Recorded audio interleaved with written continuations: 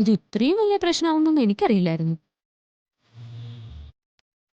എങ്കിൽ നേരത്തെ ഞാൻ എല്ലാരോടും പറഞ്ഞേനെ. പ്രശ്നമായതല്ലോ, അക്കിയതല്ലേ. അല്ലെങ്കിൽ ഈ ഏട്ടത്തി ഇങ്ങനെയാ, എന്തെങ്കിലും കേട്ടാ ഉടനെ അങ്ങ് തീരുമാനിക്കും. ഏടത്തിയോട് മുമ്പേ ഞാൻ പറഞ്ഞിട്ടുള്ളതാ, കാള പറ്റൂന്ന് കേൾക്കുമ്പോ തന്നെ കയറും എടുത്തോണ്ട് ഇറങ്ങരുതെന്ന്. അച്ഛന് നിങ്ങൾ ആരും ടെൻഷൻ ആവണ്ട.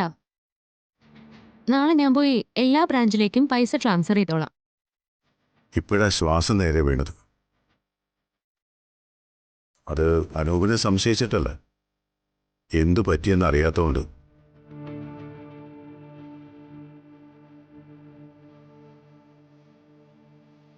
നിന്റെ വാക്കും കേട്ടിപ്പോ പോലീസിനെ വിളിച്ചിരുന്നെങ്കിലോ?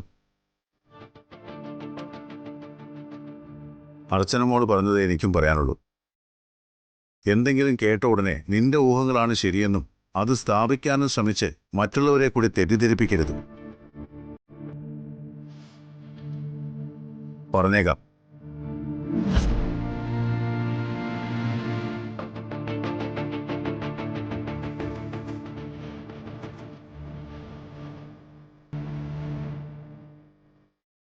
സച്ചി, നാളെ പൈസ ട്രാൻസ്ഫർ ആവുമെന്ന് എല്ലാവരെയും വിളിച്ച് പറഞ്ഞേക്ക്.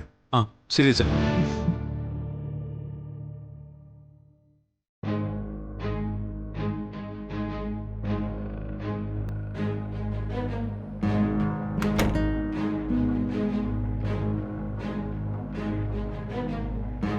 നമ്മുടെ ഏട്ടനെ നമുക്കറിഞ്ഞൂടെ? പിന്നെ വല്ലവരും വല്ലതും പറയുന്ന കേട്ടിട്ട് നീ എന്തിനാ വിഷമിക്കുന്നേ? തിരിച്ചു മുഖത്ത് നോക്കി ചോദിക്കാൻ നല്ല 4 വർത്താനം മനസ്സിൽ കരുതി വെച്ചോ നീ. അതിനുള്ള അവസരം നിന്റെ ചേച്ചി ഉടനെ നിനക്കുണ്ടാക്കി തരുന്നുണ്ട്.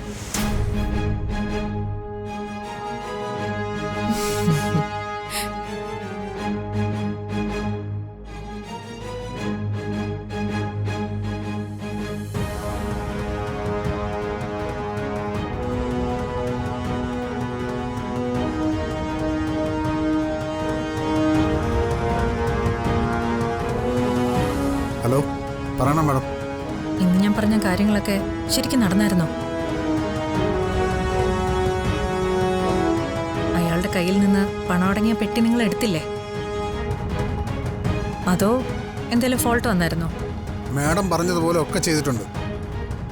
മാഡം പറഞ്ഞ പെട്ടി ഞങ്ങളുടെ കയ്യിലുണ്ട് മാഡം. ഉറപ്പാണല്ലോ, ക്യാഷ് നിങ്ങളുടെ കയ്യിൽ തന്നെ ഉണ്ടല്ലോ.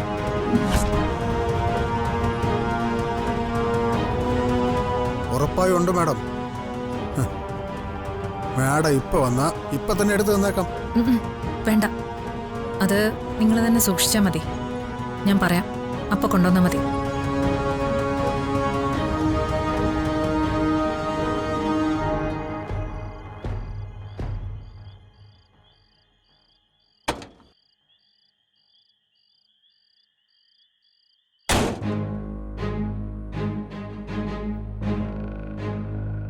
ആ 40 ലക്ഷം രൂപ അവരുടെ കയ്യിൽ തന്നെ ഉണ്ട്. പിന്നെ അർച്ചനയുടെ കയ്യിൽ അനൂപ് ഏൽപ്പിച്ചു എന്ന് പറഞ്ഞ പണം അതേതാ?